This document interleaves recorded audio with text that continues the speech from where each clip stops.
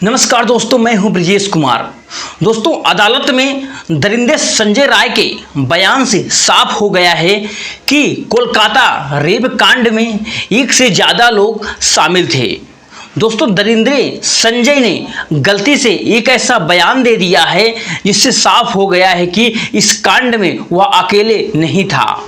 दोस्तों, अब सीबीआई का शक भी हकीकत में बदल गया है और 10 दिन बाद अब यह साफ होने लगा है कि महिला के साथ दरिंदगी में तकरीबन 7 लोग शामिल थे। दोस्तों, भयंकर खुलासे में बताया गया है कि करीब 7 लोगों ने शराब पीकर फिर उन्हें पीड़ित के हाथ कसकर उसे पकड़कर मार पीटा और उसके साथ बलात्कार किया। फिर खुलासे में यह भी बताया गया है कि उन 7 लोगों में से 2 ने महिला के टांग पकड़कर इस तरह अलग कर दिया, फिर संजय को बुलाया गया। लेकिन दोस्तों, यह तो कुछ भी नहीं, आगे ऐसे ऐसे खुलासे हुए हैं। इसके बाद यह साफ हो गया है कि यह काम संजय अकेले का काम नहीं है, बल्कि दोस्तों इसमें कई लोग भी शामिल हैं। अब प्रिंसिपल समेत 7 लोग को बचाना दोस्तों नामुमकिन है। दोस्तों, सब कुछ जानेंगे विस्तार से, लेकिन वीडियो को आगे बढ़ने से पहले आपसे छोटा सा रिक्वेस्ट है कि आप चैनल को सब्सक्राइब कर लें और बेल आइकन घंटी को प्रेस कर लें। तो आप चैनल को सब्सक्राइब कर लीजिए और वीडियो को लाइक कर दीजिए, ताकि दोस्तों जो मेरा हौसला है वो भी बढ़ता रहे। दोस्तों, दरिंदे संजय ने वह कबूल कर लिया है जिसके इंतजार में पूरा भारत, पूरा हिंदुस्तान दोस्तों मुंह लटकाए खड़ा था और पूरे भारत को यह पता था कि यह काम एक बंदे का नहीं है। दोस्तों, यह संदेश अब हकीकत में बदलता ही दिख रहा है कि इस बलात्कार में कोई नहीं बल्कि तकरीबन 7 लोग शामिल थे और यह पूरी तरह से प्लान मर्डर है और इसी कारण सीबीआई फुल एक्शन में है। और दोस्तों, कोलकाता के रेप केस में 7 आरोपियों का पॉलीग्राफ टेस्ट भी शुरू हो गया है और उधर सीबीआई के अनुसार बिना दरवाजे वाले सेमिनार हॉल में दोस्तों बलात्कार हुआ और किसी को दोस्तों चीख तक नहीं सुनाई दी। और सीबीआई यह जानने की कोशिश कर रही है कि अपराध को बिना किसी बाधा के कैसे अंजाम दिया गया। और दोस्तों, यह कोई व्यक्ति हाल निगरानी कर रहा था और सीबीआई यह भी देख रही है कि सेमिनार हॉल से कोई चीख या शोर क्यों नहीं सुनाई दिया। दोस्तों, इन सभी तथ्यों से यही साफ होता है कि महिला के साथ दरिंदगी सेमिनार हॉल में नहीं बल्कि कहीं और की गई थी और उन्हें किसी और रूम में जमकर मारा पीटा गया था। दोस्तों, फिर हत्या के बाद उन्हें सेमिनार हॉल में लाकर दोस्तों फिर रख दिया गया। दोस्तों, जिसके बाद उनके शव को दरिंदे संजय के हवाले कर दिया गया। लेकिन अब संजय ने जो बयान दिया है दोस्तों, इससे बिल्कुल साफ हो गया है कि वह अकेले नहीं था, बल्कि इसमें कई लोग भी शामिल थे। और अदालत में दिए गए संजय के बयान को तो जानेंगे, लेकिन उससे पहले सबसे भयंकर खुलासे को हम दोस्तों देखने का प्रयास करेंगे, जिसमें लगभग 7 लोगों के शामिल होने का दावा किया जा रहा है। दोस्तों, दरअसल सोशल मीडिया पर एक पोस्ट में दावा किया गया कि कोलकाता के दोस्तों आरजी मेडिकल कॉलेज अस्पताल में हुई दोस्तों महिला डॉक्टर की हत्या और संजय राय ने नहीं बल्कि दोस्तों 7 ट्रेनी डॉक्टरों ने की थी। दोस्तों, मेरी बात जरा ध्यान से सुनना, ध्यान सुनने की भी जरूरत भी है और अंत में सब कुछ क्लियर कर दूंगा कि इस पोस्ट में कहाँ का है। और ये ट्रेनी डॉक्टरों ने पहले महिला के साथ रेप किया और फिर उसकी टांगों को बेरहमी से चीर दिया। दोस्तों, जैसे महाभारत में जरासंध किया गया और जरासंध को मारने का एकमात्र तरीका था कि उसे बीच से चीर करके 2 भागों में विभाजित किया जाए और फिर उन हिस्सों को अलग अलग दिशाओं में दोस्तों फेंक दिया जाए ताकि फिर से जुड़ा ना जा सके। दोस्तों भीम ने इसी तरीके से जरासंध का वध किया था और एक्टिविटी वध की किश्वर ने सोशल मीडिया के प्लेटफॉर्म में यक्स पर इस बारे में एक पोस्ट किया है, जिससे उन्होंने बताया है कि अस्पताल में काम करने वाली एक महिला दोस्तों डॉक्टर और उसकी दोस्त के बीच में दोस्तों कुछ फोन कॉल बातचीत में दोस्तों यह दावा किया गया कि उन्होंने कुछ इस बातचीत का ऑडियो भी शेयर किया, जो दोस्तों बंगाली में है। माना जा रहा है कि सीबीआई को इस ऑडियो कॉल से कई गंभीर सुराग मिल सकते हैं। दोस्तों मधु किशोर के अनुसार इस बातचीत में कहा गया है कि महिला एक बहुत ही होशियार स्टूडेंट थी, लेकिन उसे अस्पताल और प्रिंसिपल के कुछ बेहद भयानक राज पता थे, जिसके कारण उसे धमकियां भी दी जा रही थी कि वह अपनी धोसिस पूरी कोशिश की जाएगी। लेकिन दोस्तों इसके बावजूद भी महिला डरने वाली नहीं थी, वो बहुत ही बहादुर थी। इसने इसका विरोध किया और कहा कि अगर उसे परेशान किया गया तो वह अस्पताल की काली करतूतों को उजागर कर देगी, जिससे बाद में पिछले 6 महीनों से उसे दोस्तों लगातार हरास परेशान किया गया और उसे बिना रुके लगभग 26 से 36 घंटा नाइट शिफ्ट में रखा गया और उस पर भारी काम का प्रेशर दोस्तों डाल रहा था।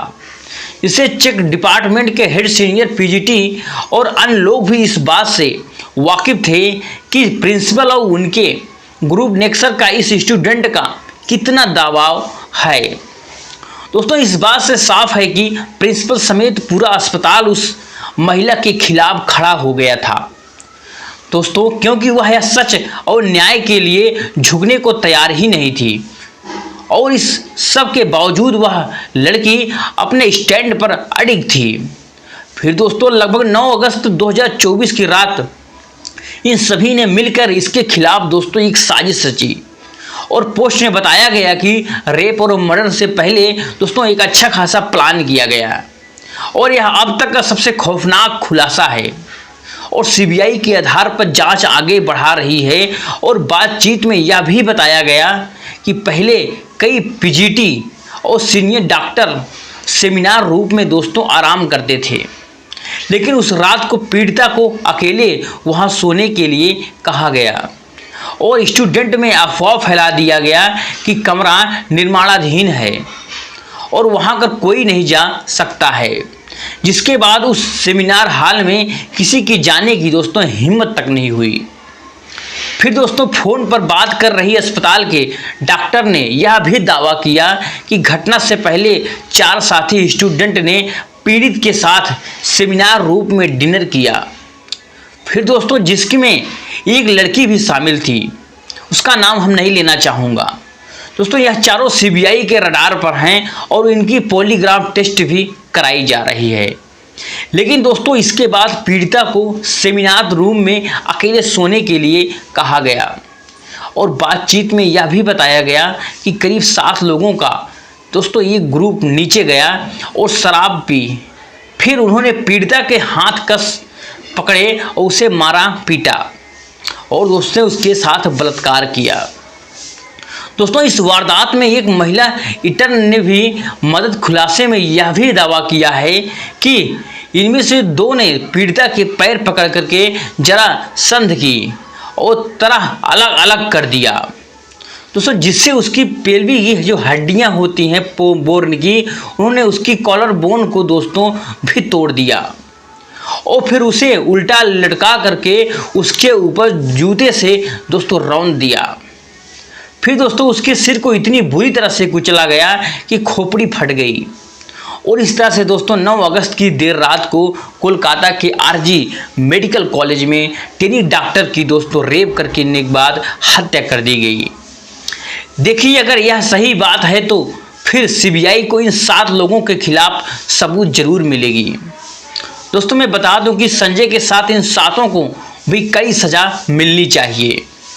और दोस्तों इसके बाद जब यह सब लोग वारदात को अंजाम दे करके सीढ़ियों से नीचे उतरे तो दोस्तों संजय राय को देखा जो ग्रुप के दूसरे कर्मचारियों के साथ दोस्तों शराब पी रहा था और इन डॉक्टरों ने संजय से कहा कि सेमिनार में जाओ और वहां तुम्हारे लिए एक लड़की है। दोस्तों इसके बाद संजय ने अर्धनग्न शव के साथ बलात्कार किया दोस्तों, ताकि उसका जो वीर पीड़िता की योनि में मिल सके। दोस्तों फिर सुबह पीड़िता का अर्धनग्न शिव मिला था और उसके बाद देश भर के डॉक्टरों ने विरोध प्रदर्शन किया और दोस्तों ट्वीट किया, और इस खुलासे को स्वतंत्र रूप तरीके से हम प्रमाणित नहीं कर सकते हैं, जैसा कि आप समझ सकते हो। लेकिन यह ट्वीट सीबीआई की जांच में दोस्तों काफ़ी महत्वपूर्ण भूमिका निभा रहा है।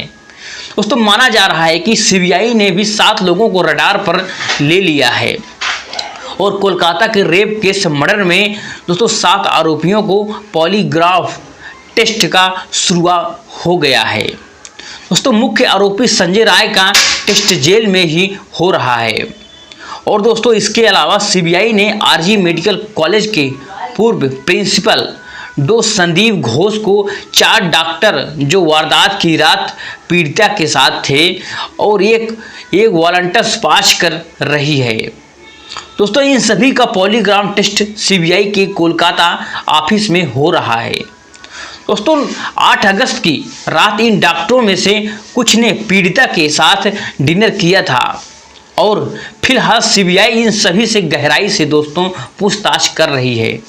लेकिन अदालत में आरोपी संजय ने यह बयान देकर के साफ कर दिया और हैरान कर दिया है कि दरअसल लगभग 23 अगस्त को सियादा कोर्ट ने संजय को 14 दिन की न्यायिक हिरासत में दोस्तों भेजा और इसी सुनवाई के दौरान संजय को पॉलीग्राफ टेस्ट के रूप में तैयार हुआ था। दोस्तों मजिस्ट्रेट ने संजय से पूछा कि पॉलीग्राफ टेस्ट के लिए क्यों तैयार हुआ। दोस्तों इसे लेकर के संजय ने कहा पॉलीग्राफ टेस्ट से साबित होगा कि मैं निर्दोष हूं और मुझे फंसाया जा रहा है। दोस्तों फिर संजय के इस बयान से बवाल खड़ा कर दिया गया क्योंकि वह दोस्तों खुद निर्दोष बता रहा है अपने आप को। दोस्तों इसका मतलब साफ हो गया है कि इस कांड में कई लोग भी शामिल हैं और इसी कारण सीबीआई फुल दोस्तों एक्शन मूड में आ चुकी है और सीबीआई का मकसद इन कर्मचारियों के बयानों को जांचना है, क्योंकि दोस्तों बाकी मेडिकल रिपोर्ट्स जैसे पीड़िता के शरीर से लिए गए डीएनए ब्लड उन्हें सीधे तौर पर इस घटना से जोड़ने का नाकाम रही और सीबीआई जानना चाहती है कि क्या इन चारों डॉक्टरों ने सबूतों के साथ कोई छेड़छाड़ तो नहीं की है या फिर किसी बड़े षड्यंत्र का हिस्सा थे। दोस्तों क्योंकि पोस्टमार्टम रिपोर्ट के इधर उधर करने से प्रिंसिपल समेत यह सभी लोग बेहद माहिर थे और इसी कारण सीबीआई इस घटना को कई एंगल से दोस्तों जांच रही है और आरजी मेडिकल कॉलेज के पूर्व प्रिंसिपल संदीप घोष से आज लगातार 9वें दिन दोस्तों पूछ रही है और सीबीआई की टीम ने घोष से अब तक के लगभग 110 घंटे की पूछताछ कर ली है, लेकिन अब तक उन्हें कोई जवाबों से संतुष्टि नहीं हुई है क्योंकि वह बार बार अपने बयान बदल रहा है। दोस्तों इससे साफ हो गया है कि इस कांड में उसका बड़ा हाथ है और सीबीआई अब ट्रेनी डॉक्टर के रेप मर्डर केस में लगभग 75 लोगों से पूछताछ कर चुकी है, लेकिन दोस्तों सिर्फ 7 लोगों पर ही सीबीआई की नज़र टिकी हुई है और सीबीआई यह भी पता लगाने की कोशिश कर रही है कि क्या सेमिनार हॉल के बाहर कोई और व्यक्ति तैनात था और इसके सीसीटीवी फुटेज की गहराई से जांच की जा रही है। दोस्तों अधिकारी यह भी देख रहे हैं कि जो यह घटना हुई है तो सेमिनार हॉल के अंदर से कोई आवाज़ क्यों नहीं सुनाई दी। दोस्तों सीबीआई के अनुसार अस्पताल के सेमिनार हॉल के दरवाजे के चिटकनी कुछ दिनों से टूटी हुई थी और यह बात सबको दोस्तों पता थी और इसी कारण जब डॉक्टर रात 2 से लगभग 3 बजे के बीच में हॉल में गई तो दोस्तों दरवाज़ा बंद नहीं कर पाई और एक ड्यूटी डॉक्टर ने उन्हें सोते हुए भी देखा। दोस्तों अब सीबीआई यह जानने की कोशिश कर रही है कि अपराध को बिना किसी बाधा के रूप में कैसे अंजाम दिया गया और क्यों हॉल के बाहर निगरानी कर रहा था। दोस्तों सीबीआई यह भी देख रही है कि सेमिनार हॉल से कोई चीख या शोर क्यों नहीं सुनाई दिया। और आप इस तस्वीर को देखिए, और इसी अस्पताल के दूसरे मंजिल पर सेमिनार हॉल में वारदात को अंजाम दिया गया। दोस्तों अगर सेमिनार हॉल में दरवाज़ा नहीं था तो फिर महिला की चीख बाहर सड़क तक आनी चाहिए थी, लेकिन ऐसा दोस्तों नहीं हुआ। फिर दोस्तों इसी कारण संदेह बढ़ता जा रहा है और इसमें कई लोग शामिल हो सकते हैं। दोस्तों आज के लिए बस इतना ही। नमस्कार, जय हिंद, जय